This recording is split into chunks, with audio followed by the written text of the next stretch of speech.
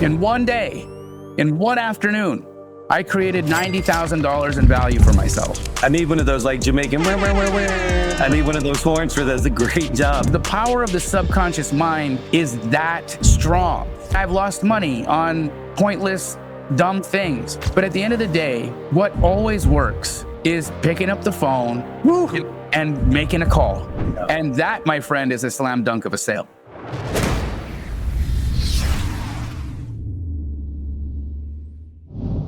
All right, guys, welcome to another episode of the Leads to Deals podcast, where we talk about everything from leads to deals and everything we talk about leads to deals.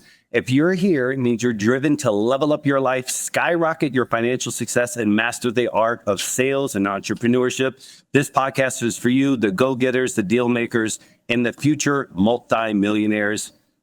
We've got a super special guest on today's Leads to Deal episode. It's Jamil Damji. He's been a guy that I've followed for years, but more intensely the last few months. He's a serial entrepreneur, a real estate investor, online personality, and mentor to thousands of inspiring investors worldwide through his Astro Flipping community. He's one of the most authentic guys in the real estate industry, founder of KeyGlee. You've seen him on TV on some of the hit A&E shows, and you got to catch his wildly entertaining content on his podcast and YouTube channel with the Wholesaling Hotline. He's a sought after speaker, mentor, and coach. And I know you're going to learn something today, as I will as well, too. So leave us some comments in the chat and let's get started. Jamil, thanks for coming on, brother. Absolutely. Thank you for that wonderful introduction. I appreciate it, Scott. Good to see you. Yeah, pleasure, man. And I have been really absorbing your guys' content. And what I love is how engaging it is. But I've heard this concept you've said over and over. I never heard anybody say you were like entertainer. I'm an entertainer. I'm in entertainment. And I'm curious for you, what parallels you see, Jamil, between like entertainment and sales? Oh, I mean, there's so many, right? The reality is we live in a world right now that if you're not being entertained in some way, shape, or form, in whatever content, communication, or conversations you're having, there's a high likelihood you're not going to remain engaged in it. And, at the end of the day, people want to be connected to, people want to be, they want to feel as if they're a part of the conversation or even the pitch, right? And so, one of the most viral Facebook videos that I remember watching ever was a guy going door to door, and he was selling a cleaning solution.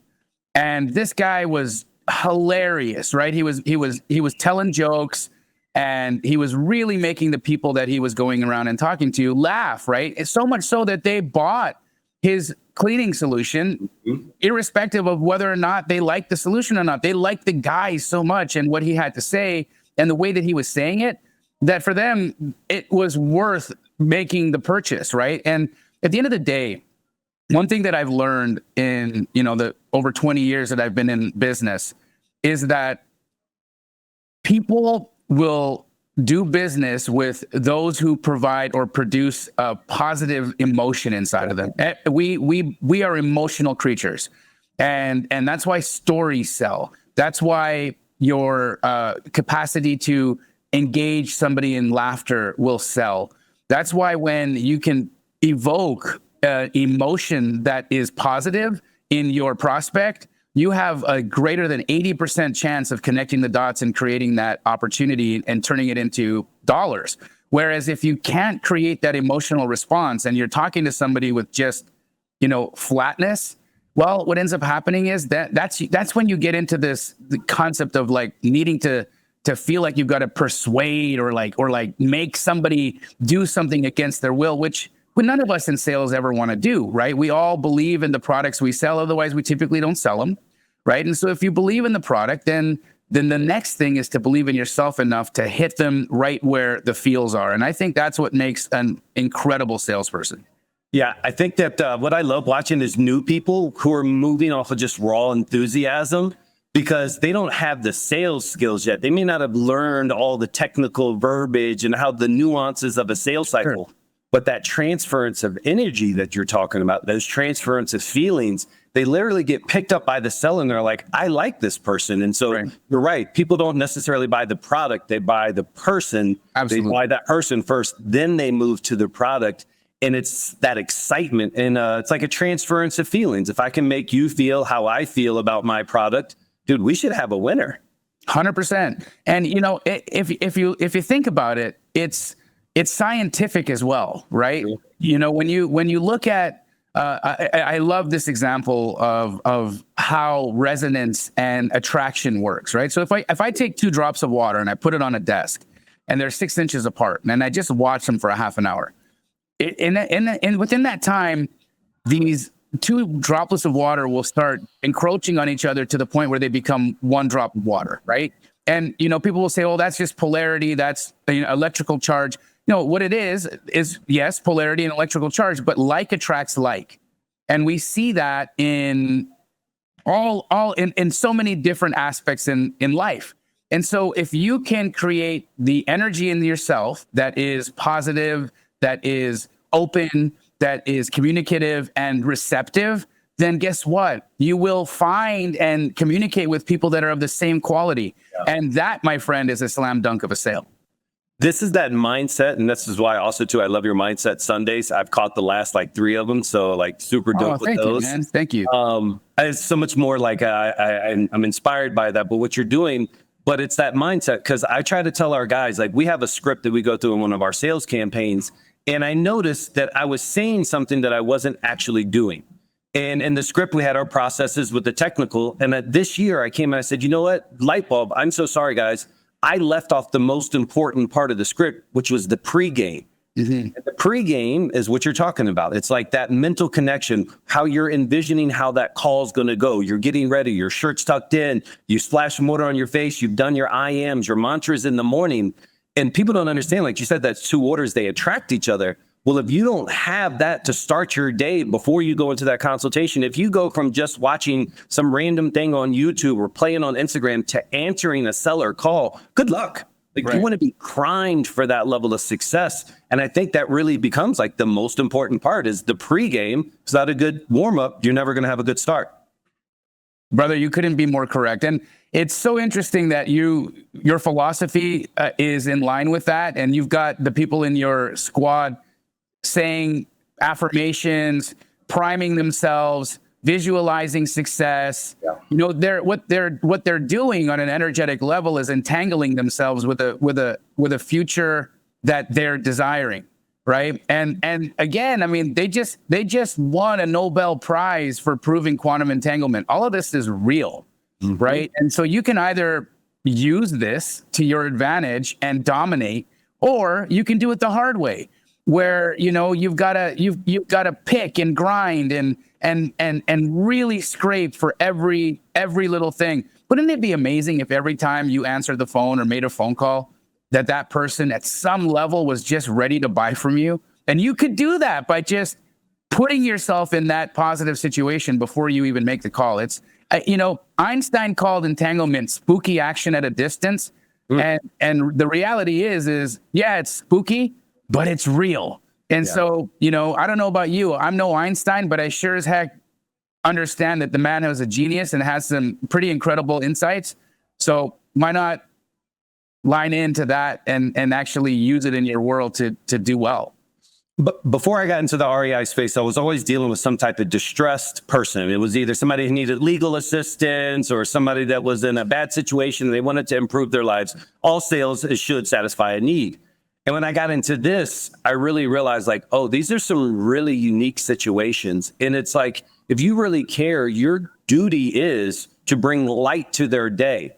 And we know before I talk to the seller, they're going through something that they're likely ashamed of. Sure. They're going through something that they've held close to their chest. They're going through something that we can almost be a bit of a therapeutic relief for them, because I might not ever see them. I might not ever shake their hand. We might buy virtually. We might not even generate the lead, and it may just be an opportunity for them to get some stuff off of their chest. Right. But if I'm not elevated higher than them, I can't lift them up. And so a lot of times I think we take for granted the quality of our life when we're in sales, and we don't try to position ourselves to understand the seller's mindset. And with this particular industry, these people aren't having a good day. We're either buying an ugly house or an ugly problem. Yeah. And being able to lift them out of it and then future pace them from a sales strategy standpoint to show them that light that's ahead and how you can help them if you can legitimately help them. think it's super important for your guys' space. It is, man. And it's really cool. I love what you're saying there with regards to understanding the situation that your prospect is in, so that you can really identify with what their potential situation or problems are, right? To give you an example, yesterday I was walking a house that I put under contract. It's a probate situation.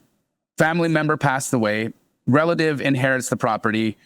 They reach out to an agent that I have a really good relationship with, and they say, look, we just want to sell this for cash. We want it really quick. We want it super easy. We want to leave all of the items in the home, and we just want to make sure that whoever we sell this to closes. And the agent asked, is there a specific number that you would like? And they said, if we got 400 grand out of this thing, we would be ecstatic. And it has a foundation issue. So, just to give you that disclosure. Right. So agent brings it to me. I put it under contract at 400 grand. I go walk the property yesterday, right? And I open up the door and I look inside, and I was taken back at the condition of the home. And it was so sad. It was a hoarding situation, and you could tell that there was a moment in time when the lives of the people who lived there was different. When they had close ties to family, and they had all these different memorabilia of trips and vacations and things that they had all done together.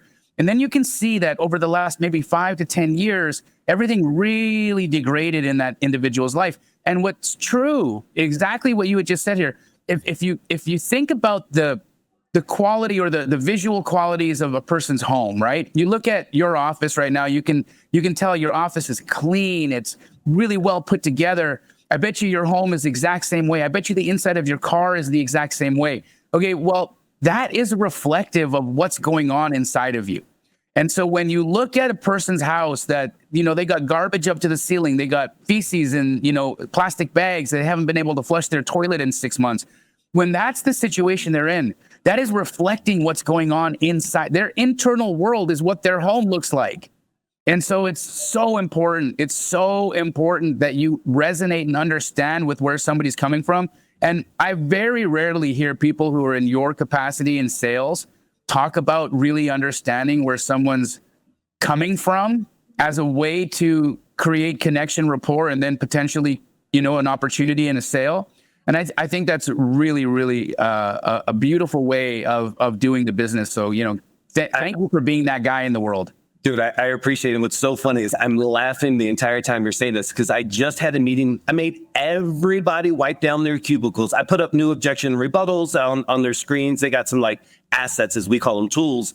And as I was going around putting them on Sunday, I came up here by myself, office, let me just deck it out. And I saw an empty cup, and then an old coffee filter, and I saw old stick-it notes, and I rubbed the top of some people's computers, and it's just too much dust. I said, boom, Monday, we came in. I actually didn't put them all up. I made everybody, we have our little cloths, and we just literally spent 45 minutes to launch our week. And I said those exact things. This is a reflection of us. We're going to take pride in our workspace. It's the small little things that matter over time, because I want them to be prideful in the words that they use and the company they work for. But this is their home.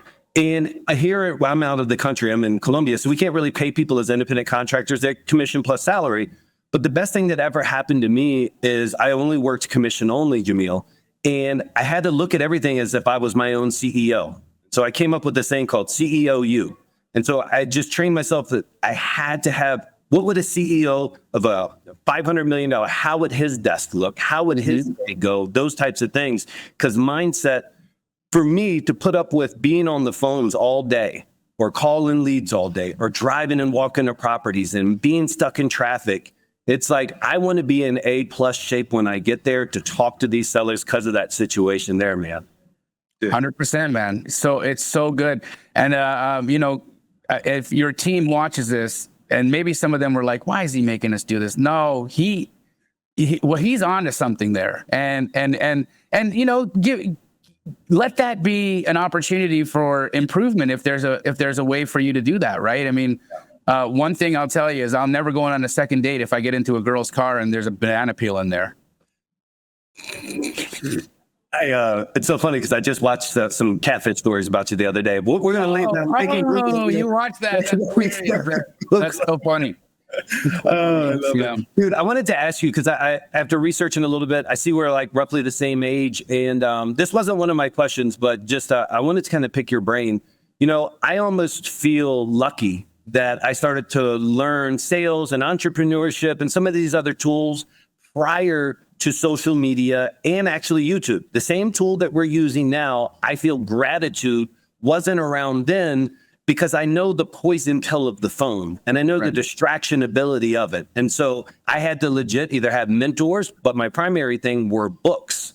And so I just knew that the resources existed. But once I found the resource, I really, didn't have to deal with the distraction.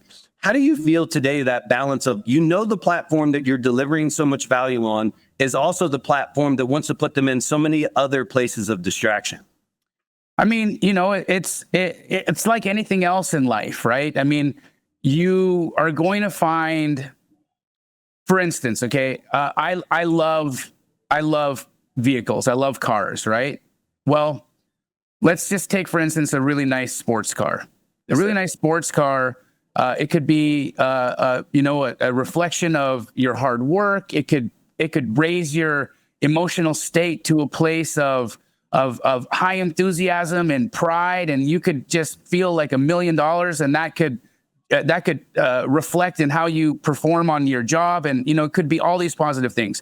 You could also drive 150 miles down a freeway, flip over a center median, and kill yourself and an entire family of people, right? And so any tool, anything can be used in good ways and in bad ways. And it's our responsibility as people to have discernment, right? I mean, at the end of the day, sure, YouTube has a ton of garbage content on it, Instagram as well. And have I ever fallen into a TikTok or an Instagram hole? Absolutely, right? I've absolutely fallen into one of those holes where I've been scrolling for 45 minutes and I'm like stuck, right? I'm like, this has got to stop. But I have become aware of it. Right. And when you're doing it unconsciously, when you're doing some of these things where, you're letting yourself watch media that's not beneficial, that might be, negative, or it might be, lowering your vibe. Well, if you're not aware that that's happening, then it really doesn't matter. But once you're aware of how important paying attention to what you're consuming, both auditorily, visually, through reading or whatever else that you're taking in, if you're not super concerned with the quality of that data, then what's floating around in your subconscious mind is anybody's guess, right? And we know, again, science and research have shown us that what is happening subconsciously is dictating 95% of your day, right? 95% of your day. Really? Anybody watching this can probably think of themselves like, how many times, Scott? I mean, I know you're in Colombia, but do you drive from home to the office every day? Absolutely, yeah. Yeah. Do you ever get into your car, start driving, and get to the office, and when you get to the office, you wonder who the hell was driving? Like, I don't even know where I was in that entire drive. I've done it before, right? But you didn't kill anybody. You stopped at every red light. You used your turning signals when you made turns. You were so on, even when you were off, because the power of the subconscious mind is that strong, right? It'll put you on autopilot and it can run your entire life. But that's the other rub of it, is that if you don't understand and aren't aware that autopilot is running your life, then you might have a really low grade quality operating system running right now. And there's upgrades that you need to make. We could talk about mindset, because I have a feeling, a sneaky suspicion that we got a lot of the same mantras that kind of drive us. And one of my favorite quotes, and this is one that came to me in my head a long time ago, but it meant something to me because I'd never heard it until I guess I was blessed with it. But it said, "Discipline is my vice." Because I think I had read some literature somewhere. It's like, every man has a vice, never trust a man without a vice, or something like everybody's got something. And I said, okay, well, if I got to have a vice, Jamil, what is the number one vice that I would want? And I would want it to be discipline. Yes. And I think it's really benefited me. Literally in my home gym, across the top of the gym, big letters, "Discipline is my vice." So I think it's important, man. For me, at least, because I know that I have a forward moving personality, somewhat even addictive personality. So I want to fill it. And so I think you're right. You got to be cognizant of what you're doing. And are you getting distracted and making sure, are you using the product or are you the product? But I want to tailwind that into something in regards to explaining your space. So there's ages and generations. And, like when I was a kid, Jamil, I feel like the sports guys were big. And then I was younger, then all of a sudden it was the rap kids and the rappers. And now it's the influencers. Like, I used to want to be a sports athlete, then I wanted to be a rapper, and now I'd want to be an influencer. Like that, things just kind of change. And so now you have crypto, online space, Jamil. For a kid that's never been exposed to wholesaling or real estate, who's like, yeah, I'm just going to buy these coins and, they're fresh out of high school and they're doing whatever they can. How would you explain this hard asset to somebody who's like, dude, AI, coin, what? How would you explain it to them? Yeah. So, really simply, right? The structure or the model of what wholesaling real estate is we're essentially looking for pieces of property where there's an opportunity to improve it or add value, right? And so any and every business model has a wholesale structure to it. If you think about it, let's take a McDonald's Big Mac, for example, right? McDonald's Big Mac isn't grown on the farm of Big Mac, right? It starts as, ground beef in a cow. And then so that cow has to be, raised and fed. And then at some point it goes to a slaughterhouse. And then after that, it gets transported, and then it's butchered, and then it's processed, and then it's packaged and transported again. And every time value gets added to that process or to the burger, it increases in value, all the way up to the point where it becomes a patty, which is then prepared in a restaurant by another person, and then packaged up, put into a Big Mac, where in the beginning, it may have been worth 10 cents. It is now $8, right? And so that is how a Big Mac becomes a Big Mac. It starts off as, ground chuck inside of a cow, and then it becomes a yummy lunch. Okay, so when you look at housing, it's the same thing. If you drive around a neighborhood, you've seen the houses that wholesalers are interested in. These are the houses that have boarded up windows, overgrown lawns. There's mail piling up all over the place. Sometimes you might see, people behind the blinds tweaking out there. Like, it's that house, right? The house that everybody looks at and says, what's going on in that place? Well, those homes are plentiful. In fact, at any given time in the United States, there's plus or minus 5 million vacant, distressed properties sitting on the market, just sitting vacant in a neighborhood. And so at any given time, there's 5 or so plus million wholesale deals available to our world, right? Now, the thing is people who fix those properties and then sell them, they spend the majority of their days fixing those properties and then selling them. And so they don't have the time to get out there and find their project houses. And so that's where a guy like me comes into the picture, right? My job as a wholesaler is to go out there and curate good opportunities for other real investors who want to add value to a property and make a profit. Now, the beautiful thing about wholesaling is that I can make my profit without having to take it out of the pocket of the person who's in distress. I generate my profits based on what the potential that can be gained from the profit from the property can be. And so if I'm looking at a house that is, potentially, like for instance, that same house that I walked yesterday, right? The seller wanted $400,000 for it. And when I showed up at the house, I looked at the comparables. I saw that if the house was fixed up, it could probably be sold for around $680,000. In fact, there was a model match, meaning the exact same home that had been renovated and sold for $680,000, 4 doors down. So I just started to do the math. What would it cost for somebody to renovate this thing? This house is, it's going to need a big cleanup, got a little bit of foundation crack. I came up to a number that I think made sense for how much the renovation would cost. And then I worked my way backwards. I thought, well, how much will this guy want to make if he's to buy this house and renovate it? Well, I think nobody would want to do that for less than a $50,000 profit margin because they're going to take a big financial risk. Okay, great. But what does that leave for me in terms of what I can bring or what I can extract from the property based off of what the seller wants? Well, they wanted 400. I know that it can be sold for 680. And so if I left my potential buyer $200,000 in potential gap, well, that could work. And so to kind of, put it into, layman's terms, I bought the house. I put the house yesterday under contract for 400,000. And I assigned my contract, meaning I sold my rights to buy that home to another investor for $89,900. So in one afternoon, I created $90,000 in value for myself, which I don't know about you, but there's not a lot of businesses out there that you can do that in. I need one of those like Jamaican, where. I need one of those horns for does a great job. 90K on that day. And again, to me, I can't ever minimalize that person now. Like that house is going to have a new family celebrate Christmas. Absolutely. There's going to be kids playing in the yard. That person who was the hoarder has a chance for the first time in probably decades, but a fresh start to be able to go out there and have a clear reset in their life. To me, I think it's just like, it's well worth every single last little penny in regards to that you guys made on the fee.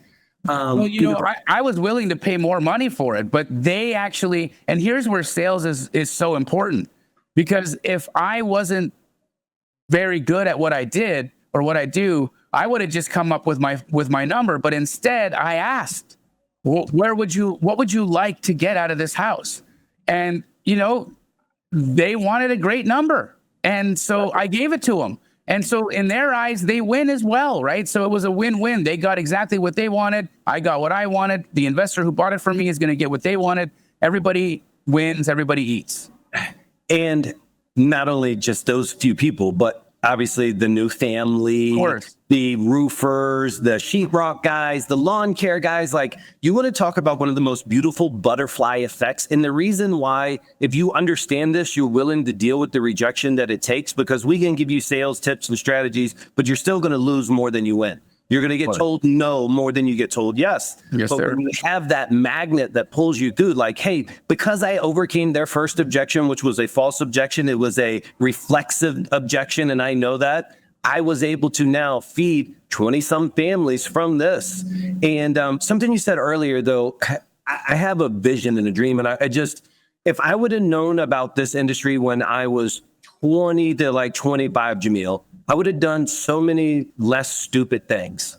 Like, I wanted to make money, and I was an idiot. And ultimately I got into sales and high ticket sales, and that's cute. But there's so many kids right now that are, like you said, that house that's abandoned up. Maybe they're playing around in it. Maybe they're doing drugs. Maybe they're doing whatever, but they drive past these opportunities every day, and they don't realize it, because at least in my group, it never disseminated down to me that this thing that I drive by and laugh at is actually an opportunity to make money, and very low exposure from a capital standpoint to be able to profitize off of that. And I just wonder, I said, man, how does the Jamil's voice, how does that get disseminated more to these urban areas who they're literally sitting right beside them as a big bag of cash and they don't see it? Well, I think that's where the beauty of social media can really be, thanked, right? Because I've thankfully trained so many young people. I mean, the youngest person in my astro flipping community started when he was 15 years old. It's a gentleman by the name of Andy Wrong. This guy is incredible. So I'll tell you his story.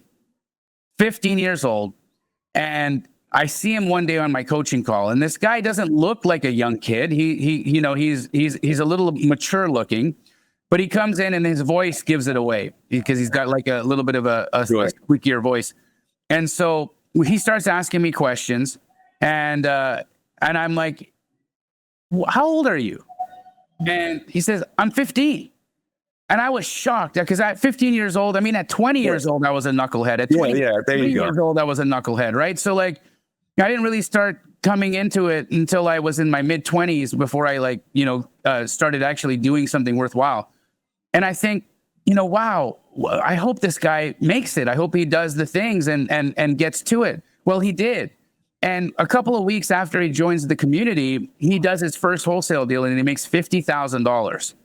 Now, interestingly enough, right, he wasn't able to sign his own contract. So he had to have his aunt sign the contracts for him because he wasn't legal age.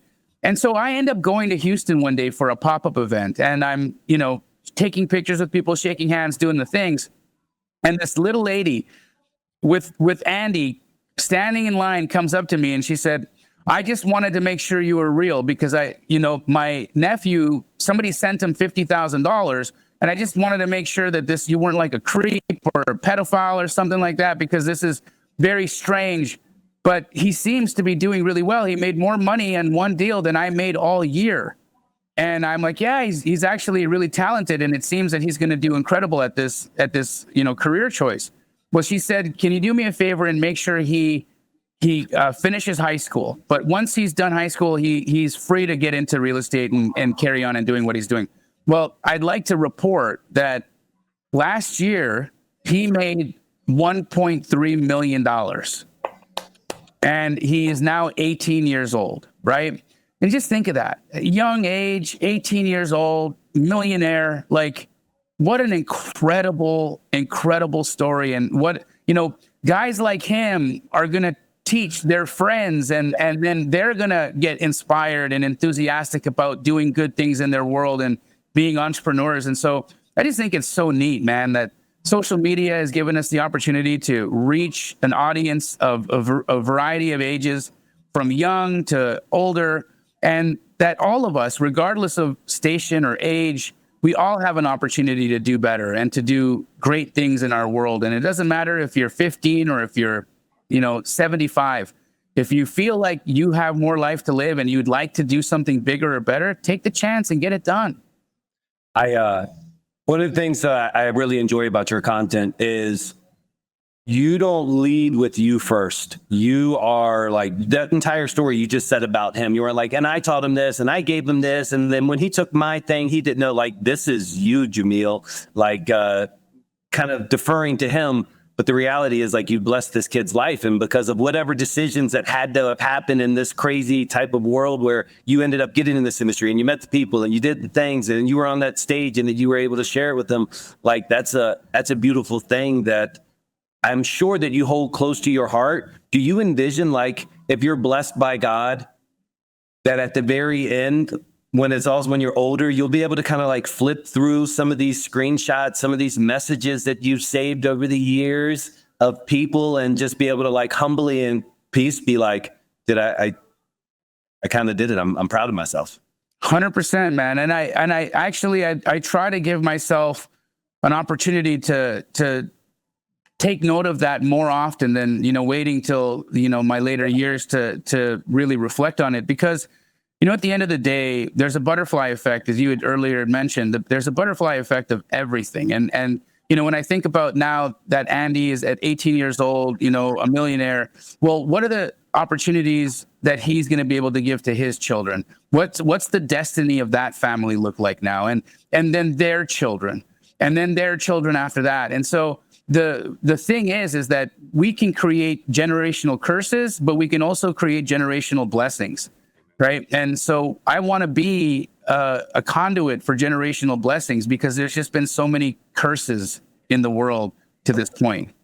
Out of curiosity, who do you think you resonate the most with? In what way? With your content, because, there's so many different styles out there of this in this industry. Like, do you kind of see, like, what my objective or who I tend to find resonates with me? Yeah, I think, a high conscious entrepreneur, I would say, would be my vibe, where I would fit. I'm I'm an avid meditator. I speak on that often. I actively participate in modalities like breath work, and I talk about that, right? I've been on a self-actualization journey for the last 2 decades of my life. Sure. And for those of you that aren't familiar with the term self-actualization, if you go and look at Maslow's hierarchy of needs, it's a pyramid, or a little triangle that you might have been shown in elementary school, probably by somebody who didn't understand what it meant. But the top of that triangle is self-actualization. And you can't get to that part of life without having gone through the other rungs of the pyramid, right? And so for me, what that means is I want to become the best version of me, and in so doing, inspire and light people up to become the best versions of them. And if that is how we're all operating out there, then, what does the next 100 years look like, right? What does the next 200 years look like? And that for me is an inspiring thought. And I really like to be able to be a fly on the wall at some point in the future and just see, did we do it? Were we successful? Are people better? Are we kinder to each other? Are we caring about our health? Are we caring about our environment? Are we caring about other people? Are we helping? Are we being, the best we can be? And if I've helped, 10 people do that, then I did a good job. I definitely resonate with what you were saying in regards to who you kind of speak to, or at least for me, which is, I learned a valuable lesson when I moved to Colombia, Jamil. I had always been somewhat of a reserved, not flashy guy. Like how I grew up, we put our $1 bills on the outside of the $100 bills. We didn't do it the other way around, where you would put the hundreds on the outside, because that was fake, that wasn't real, and also it attracted unnecessary attention. Right. When I moved here, COVID had just broken out, so I was kind of landlocked and stuff, and I didn't really fly out of the country. And I remember, Jamil, I was flying out after living here for like a year and a half, and I went to the jewelry box, put on my Rolex, and I put on my big chain, and I did everything, and I was like, why am I doing this? This is a costume. For what? For people in the States? Because that's like, and like, I wasn't wearing it here because I was more comfortable, and also kind of security initially about it. And then I was like, man, I really don't like it. Like, I don't want, and I saw you make a comment the other day about me and you both have probably similarities. I love nice houses. I love nice cars, but I'm not a flashy guy. Yeah. And that stuff wears away. And so, that's why I'm attracted, because you could wear all kinds of crazy, you could talk and scream and yell and stuff. And to me, it's just like, I want to be a better person today than I was yesterday. And I want to inspire people by my actions, not my presence necessarily. So yeah, I think that's why I totally vibe with what you got going on, you and the crew. Thank you, man. Thank you so much. And my goal is to just carry that forward and keep doing it until, the Lord says it's time to stop. And then I'll take a break. I saw you praying on Sunday Mindsets the other day. Yeah. I saw you break into a prayer in one of them. 2 questions strategically for you. Do you do that often or is that a one-off there? No, I actually start all of my coaching calls off with a prayer. And I've caught a lot of flack from it. I've even on the live streams, I do it on and off. Sometimes I'm inspired to do it, and then sometimes I don't. It's been a mix, right? Some people will message me and say there's no place for, dogma or religious beliefs in entrepreneurship. We'd prefer if we just kept this super secular and just, give us the knowledge and, leave God out of it. And they're entitled to their opinion, right? I'm not here to proselytize or to convert people into anything. I have just had my experiences that I can't deny. And the reality is that I personally have an experience with, something divine in this universe. And for me, acknowledging that and calling that into whatever work I'm doing is important. And I want that spirit to permeate the words. I want that spirit to be the connection between me and the audience, so that what's binding us together is love, is that higher frequency. And so if that's accomplished by invoking prayer, then I'm going to do it. Yeah, to me, it's like a highway. You're going to have tactical lessons that I'm going to learn every time I watch Wholesaling Hotline, or every time I do the Sunday Mindset. But that aura, I'm not sure of a better word, but it's like a highway. It allows that information to just flow so much easier, so much faster, and retain. And your guys' Wholesaling Hotline, how long have you guys been doing that? So, that's now been almost 5 years. Wow. Yeah, every Monday for nearly 5 years. It's a great podcast. We've been really lucky, right? That we all of us get along so well. Pace, of course, him and I have been stomping around the the country for a little while now, and the best friend that I have, and I adore him.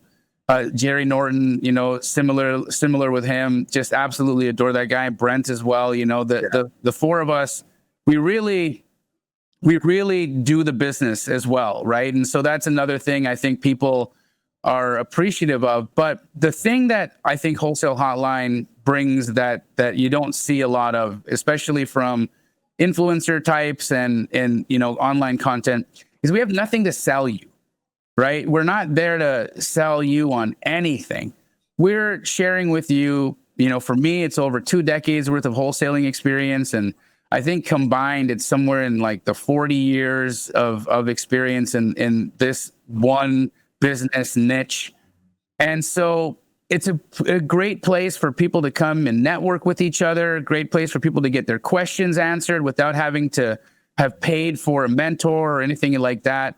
And it democratizes the access to higher education in this field, right? And so, people, they really need to know what they're getting into before sometimes they get into it. And so if you've thought about wholesaling or you thought about joining one of our communities, well, I would say it would be a really good idea to come in and see what it's all about.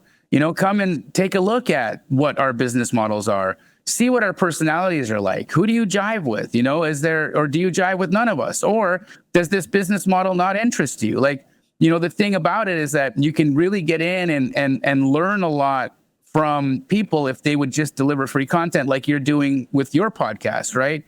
I think there's just a lot of ways that people are looking to tax the audience. And that's not what any of us want to do. We want to deliver value. We want to make sure that, people are connecting with each other, that they're being put in great opportunities to free themselves financially. And if that then leads to doing business with me, then amazing. Yeah. I think it's probably the most authentic, shooting the breeze group of guys that I've seen consistently in this space. And for me, authenticity is everything. I was kind of burnt in the beginning. I'd only heard about your guys' industry like 4 years ago, Jamil. And I had started like this outbound center for myself. And then somebody asked, and it ended up turning into a business by accident. But I remember one time I went to an event. It was the third event I had ever been to in my life. And a guy comes up on stage and he's speaking, and he had hired me like 4 months earlier. So we're doing all of this cold calling, rock and roll, and life is good. And he gets up there and he starts doing a presentation on his cold callers. I'm like, oh, it might be about me. Okay, he's white labeling me for his presentation. No. He was talking about the old way he was doing it, where he had just told me, hey, man, this fell apart. And so initially, I just got this taste. I was like, okay, there's a lot of talking and less doing for some place in this space. And it really turned me off, because then I had to put up my defenses to where I didn't trust anybody. And I'm talking about, dude, I didn't want to raise my hand. I didn't want to talk to anybody in this space for a long time, till I started to see and understand there's some authentic few. I got some really dope masterminds, additional masterminds. And then it kind of made sense for me. But I agree wholeheartedly. Just being able to sit there and watch you guys, even if you don't even comment and engage in the beginning, whatever it may be, you'll get a vibe for, is this my tribe? Is this absolutely? Yeah. So Wholesaling Hotline, I'm telling you guys, if you haven't subscribed to the channel yet, you need to go check this out. You'll laugh at Jamil. Y'all talk reckless on there. We're all buddies, right? So yes.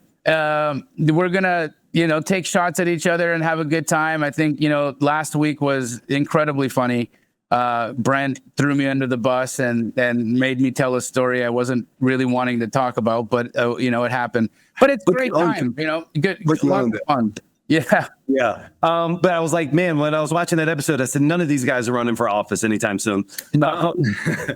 Let's talk about a little bit on the sales side, and then we'll wrap it up, Jamil. I'll tell you my experience. And again, I'd love to hear how you feel about me saying this, but before I got into the industry, as soon as somebody introduced the concept to me, a really good guy, somebody's a business partner now, but he introduced me, I said, there's no way that this is true. You telling me we don't have to take ownership? And I felt like I was on a New York commodities exchange. I was like, so wait a minute, I just get this paper, and then I just sign this paper to this person over there, and we don't have to do this rehab. And then I said, okay, well, there's got to be so much tough competition. So I literally filled out forms sell my house fast. And I didn't do the search organic ones. I filled out forms on paid, Jamil. And out of the 7 forms, within 48 hours, only 3 companies called me back. Of the 3 out of 7 that called me back, none of them had a fluid consultation. You could just tell it was just blah. It was word vomit from the beginning. And I was like, oh my God, is the whole country like this? It's like, is there a lot? People who are paying for ads can be successful and not have what seemed to be a structure to the consultations at all. And so what do you see from like the cohesiveness of the industry and having a plot map to follow while they're on the phones or in person, et cetera?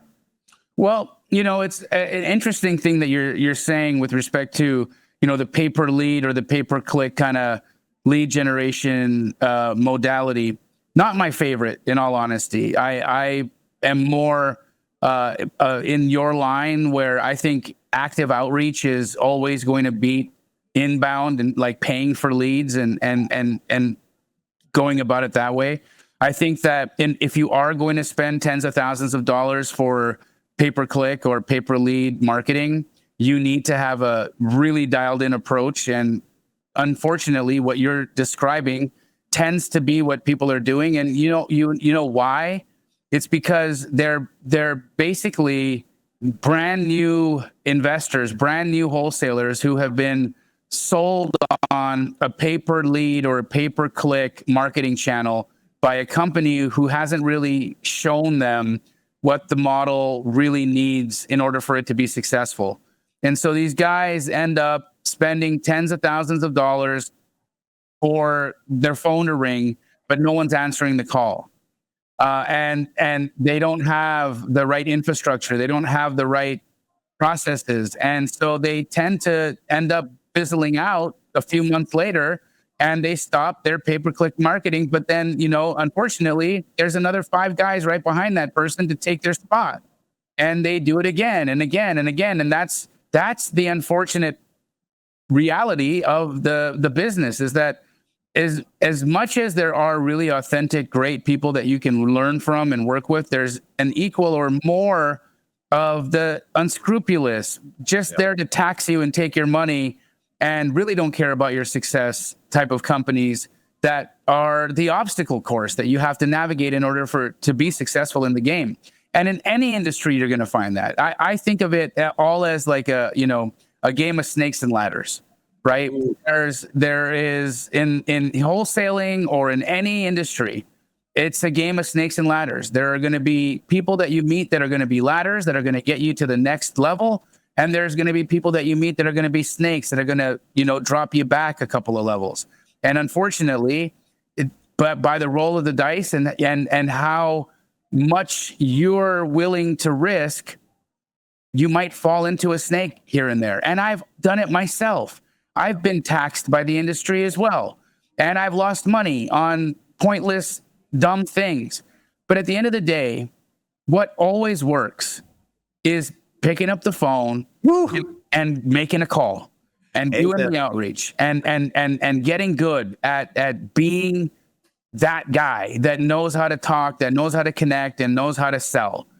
It'll always beat, paying for the phone to ring. It'll always beat direct mail. It'll always beat all of these, pay to play type of lead generation techniques. If you can learn how to sell, if you can have the discipline to sit in your chair and make a couple hundred calls, your life can be better than you could ever dream about it. But you got to be the guy who can sit in the chair and make those calls. Jamil, last year we did 62 million outbound dials out of this bad boy. Wow. So like really for us, I'm sure but only REI, only single family, 4 doors and less. My avatar is pretty high. My clientele, typically speaking. And so like just yesterday, we talked to a guy who spends 160 a month in marketing and another guy that spends 60. And I was explaining to my client success strategist, I was like, dude, I'd rather have the 60 than the 160, or let me tell you what's the problem with the 160s. He's spending the bulk of his money on TV. His guys have eaten TV leads for the past 3 years. They're not built for this no more.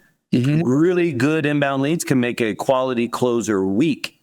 And so what I find is I love working with the guys where we can get them accustomed to this channel, and then start on the other ones, because it's such a high risk that when you have a team full of weak people, what ends up finding is people that were in TV that come to me is they're trying to catch a falling knife. In other words, they got soft on their sales skills, got soft on their principles, the follow-ups, everything. And now they're struggling because their CPD is accelerated through the roof. And they're like, hey, we want to add this other channel on because it's cheaper. I'm like, okay, but this is going to be a different vibe. Your boys and girls are going to have to work now. So if you can start with this foundation that you're talking about, you can take on anything. You can murder a PPC lead if you can handle a cold call lead. 1000%. I love it, bro. Let me ask you real quick, man. I wanted to know about the KeyGlee. What is it that you do? Because I hear that name. I hear that buzz. I've met successful people associated. Tell me, what is KeyGlee? So it's my wholesaling company. It's just grown so big now because it's a nationally franchised wholesale operation. There it is. There's the logo right there, if you recognize it. It started here in Phoenix, Arizona with myself, Josiah, Hunter, and my sister, Rahima. And, we started off as a small little office in Tempe, Arizona, and then that grew. We expanded into other states, and then we realized that, franchising, the business model, was going to be an even faster and more profitable way to spread the brand and also to create value for the company. And we're now, active in over 60 markets. The franchise model is incredibly, lucrative. But in addition to that, I've got 60 family members. I got 60, KeyGlee franchises out there that are rocking and rolling, and all of whom are incredibly grateful for their, time and opportunity to be able to carry the flag, to carry the brand. And so it's just something I'm super proud of. It's grown so big now that it's like beyond me. It's like one of those things where I walk into the office now and it's just like, man, this thing's become a beast. It's so much farther along than what we were when we first started. But it's really beautiful, and it's nice to see that, we had a hand in that in some way, shape, or form. And although it's, become what it's become, it's the 900-pound gorilla in the room. It was still once upon a time just a tiny little monkey. I think about that, and I think about the shared knowledge, being a part of that network, because whatever somebody's facing over here, they can share that communication. I think that's the beauty behind a franchise. Just like any other franchise, there's going to be those quarterly meetings. There's going to be that sharing of communication. What's working, what's changing, how you guys are adjusting and overcoming it. Yes, sir. Hey, and a franchise is really good in that if you are new and you really kind of need hand-holding and you need all the systems, and there's aspects of the business that you're just unfamiliar with. Well, a franchise is great because it's a standardized practice. And so you literally are essentially wholesaling how I've been doing it for over the last 20 years. And I've been really successful at it. So you can be too, Do you see this industry with the interest rates where they are right now and kind of everything? Do you give any different advice, cautionary wise, in regards to somebody coming on board now versus a year ago? Is it still like we ball no matter what's happening out there? Well, wholesaling is interesting, right? It's a lot different in real estate than, buying rentals or fixing and flipping, because we're not really taking title to the property. And so for us, the risk is severely mitigated, right? It's way less than if you're taking title and actually buying a home and taking risk in that regard. So what I love about wholesaling is it doesn't matter if the market is going up, it doesn't matter if the market is going down, it doesn't matter if the market is flat, you can always wholesale and you're never caught with your pants down, right? And so for me, I think wholesaling is great to get into at any time. If the market's going up, it's great. If the market's going down, it's great. If the market's hot, it's great. If the market's not hot, it's great. There's always going to be a necessity to trade. And what we do as wholesalers is we just enter into the market. We look at where values are right now and we do what we do. And so, I don't think that there's anybody watching this, if they're thinking, man, I wonder if it's a good time to get into wholesaling. It's like, it's like asking yourself the question, is it a good time to brush your teeth? I mean, you should do it every day. Amen. It's always a good time to brush your teeth. So it's always a good time to wholesale. I really appreciate your time. I feel like, I've only been in the industry for a little bit. I'm going to say the word stand on the shoulders. It's not stand on the shoulders, but like we look up to you. Like I've built so much knowledge off of what you and the crew, you're a close network, you know, Pace and yourself and everybody on Wholesale Hotline. Like you guys have really disseminated so much information out there that like if I was a hedge fund or something and I come in, my initial knee-jerk reaction like, why are you? No, let's cut that back. Let's monetize this. But you guys really are the go-givers, and you can see how well it's paid off. I want to ask you, who's on your personal Mount Rushmore of wholesaling? Oh, wow. So, you know, of course, I think Jerry Norton belongs there for sure. You know, one of the greats in the industry. Of course, Pace Morby, I would absolutely bring him on. That he's, you know, him and I have done hundreds of deals together. 100% Brent Daniels, I think, belongs there. He's the gentleman who got me into the game.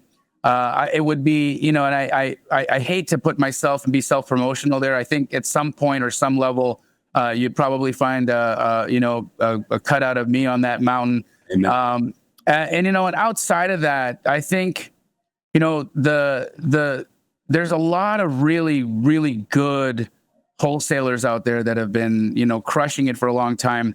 But I think one of my favorites out there that you know, I don't get a ton of opportunity to chat with him a ton, you know, in person, but I follow him online and I really love what he does. I think Nick Perry is one of those that would probably, I would say belongs on there. He's, you know, been wholesaling nationally for a long time. He's a great dude, you know, quality human, and he does a good job, right? And so, but there's so many great people. I mean, Max Maxwell, again, another phenomenal investor. I think he's no longer really wholesaling in the States any longer. From last I've seen, he moved to Africa and is, you know, doing development deals out there and really, you know, connecting with his roots.